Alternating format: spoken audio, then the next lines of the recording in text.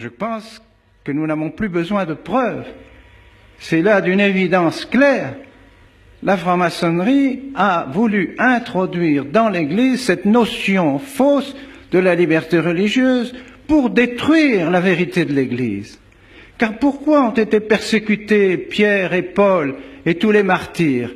Parce qu'ils étaient chrétiens, parce qu'ils portaient le nom de chrétiens, c'est-à-dire qu'ils étaient disciples de notre Seigneur Jésus-Christ.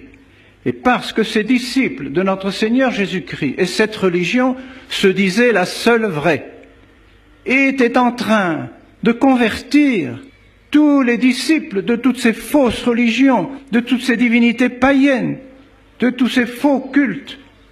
Les disciples étaient en train de se convertir à la religion seule vraie, à la religion de notre Seigneur Jésus-Christ. Alors le nom de chrétien est devenu en haine pour tous ceux qui étaient les disciples de ces religions.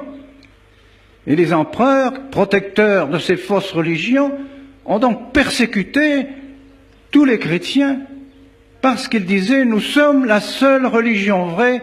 Si quelqu'un veut aller au ciel et faire son salut, il doit se convertir à notre Seigneur Jésus-Christ. » Mais c'est la première vérité élémentaire que notre Seigneur Jésus-Christ nous a enseignée lui-même.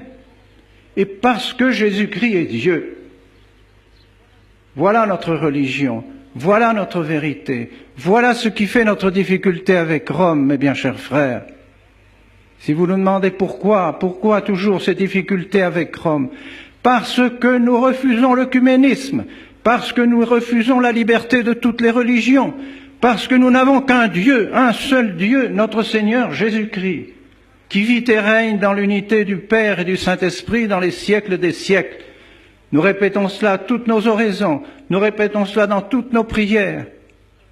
Il n'y a qu'un seul vrai Dieu, Jésus-Christ, qui vit et règne avec le Père et le Fils, qui vit et règne avec le Père dans l'unité du Saint-Esprit pour les siècles des siècles.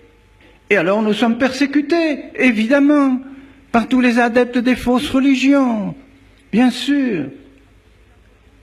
Et nous sommes persécutés aujourd'hui, vous, mes bien chers frères, nous qui ici, soit membres de la fraternité, soit non membres de la fraternité, qui défendons ces valeurs, qui défendons cette vérité de la religion chrétienne.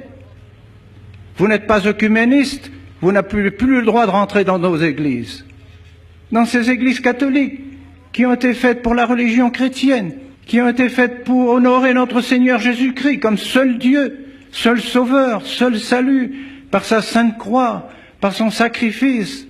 Nous sommes chassés de ces églises parce que nous refusons que toutes les religions y figurent. Et vous le savez bien, c'est courant, c'est quotidien. On reçoit les protestants, on reçoit les musulmans dans nos églises, on reçoit les francs-maçons, on donne la communion à n'importe qui. Dans nos églises, églises catholiques, églises faites pour la véritable religion. Alors il est normal que nous soyons chassés.